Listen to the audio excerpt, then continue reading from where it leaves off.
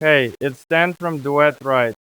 There's one word on a door quote that almost nobody knows, and it's the one most likely to cost you a second door. Handing. Handing is which side of the opening the door moves on. On a slider, which panel rolls and which one stays fixed. On a swing door, which way it opens and where the hinges live.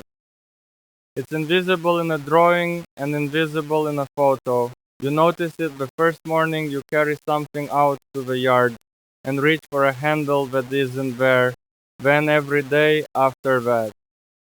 And handing is not the homeowner's job to catch, it's ours. If a quote says like for like replacement, the unit we order has to match the one we're taking out. So ask for it in writing.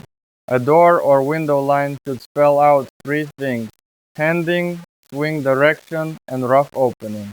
If it doesn't say them, ask. One word, worth knowing before you sign anything. If you want eyes on a door or a renovation in Seattle, come say hi at DuetRight.com. Life is hard. Renovations should be easy.